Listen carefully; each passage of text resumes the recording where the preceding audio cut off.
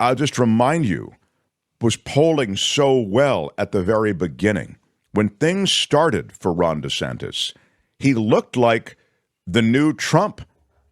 A lot of money was going into him. A lot of polling was reflecting his popularity. I mean, now we think of DeSantis as the guy in the white boots who just, is getting, desanctimonious and all that stuff. Mm-hmm. But the reality is DeSantis had a lot of momentum going for him. So what happened?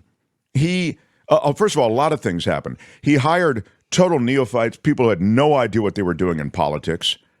They waited before they really got the campaign going. He dealt in Florida with that legislative agenda. Do you remember he was doing a couple of things, removing books from school, anti-trans policies, the reproductive rights stuff it's all really intense, all really draconian, and it was designed to curry favor with the right. The problem is you're waiting to get into the presidential campaign. You're busy kind of, building your bona fides in the way that I just mentioned with the right. Like, look at all this stuff that I do, these cultural policies that the woke hate. I'm going to be anti-woke.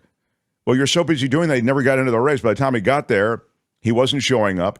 In Iowa, he canvassed the entire state, all 99 counties, and he didn't win one of them. So, in Ron DeSantis, as I say, he had people running his campaign didn't know what they were doing. So, Tony, I think Tony picked up a little bit of the summary of his remarks and the others in the race. So now if you want to consider it, it's a two-person race with Nikki Haley. Go ahead, Tony.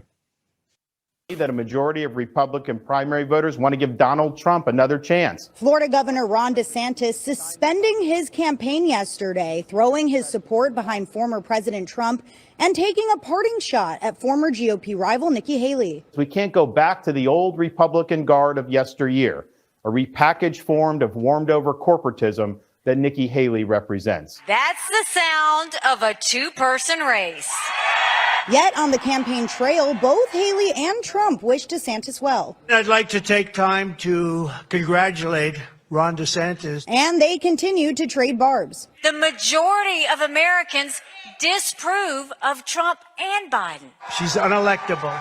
Haley even questioned Trump's mental fitness after he appeared to confuse her with House Speaker Nancy Pelosi while discussing January 6th. Nikki Haley is in charge of security. We offered her 10,000 people. I wasn't even anywhere near the Capitol. The reality is he was confused. With just one day until the nation's first primary election, multiple polls are still showing Donald Trump with a double-digit lead. I hope that Trump wins. I believe he will. More or less rooting for Nikki Haley at the moment, just because I want Trump to lose. Meanwhile, Democrats are organizing a write-in campaign for President Biden, since his name will not appear on the ballot. Now, it's very, I like that because at least you hear the remarks from everybody in the race. I mean, Trump does appear to be kind of losing his sense of I don't think he's, I don't think he's fall over dementia ridden. I don't know. If you hear what he said, he kept saying her name over and over again. It wasn't like where you misspeak, but you catch yourself, or you say the wrong name and you move on. He said it 3 times. Nikki Haley, Nikki Haley, Nikki Haley. And then he goes on and he says her name a 4th time. And I'm thinking to myself at this point, should we give him back the cognitive test? Man, woman, whatever. Camera, yeah. And then see, thank you for you're cognitively wonderful. And then right after I'm thinking this, the next story I see is Nikki Haley thinks Trump might need a cognitive test. Yes, he does. Yeah. Well, I don't know. He's definitely. I'll tell you what Trump has. He has, as I've told you, that je ne sais quoi charisma. He really does have that, and nobody else has it. Nobody has it. So, in a country and a species, I think it's true of humanity, that is increasingly drawn to figures that just have that, like a dynamic of charisma to them, he does well. It's really, I was thinking about this over the weekend, even as I was reading about DeSantis and Haley and where they all stood. The high school elections that we used to have for president, They really just are much bigger, full of money when it comes to the U.S. Think about who runs. Think about who's in the conversation. Think about what they say and all the promises they make. It really is high school. It's just that there's so much at stake it's sad that we rally around these personalities instead of policy. But anyway, that's the latest on Ron DeSanctimonious. The Mark Thompson Show.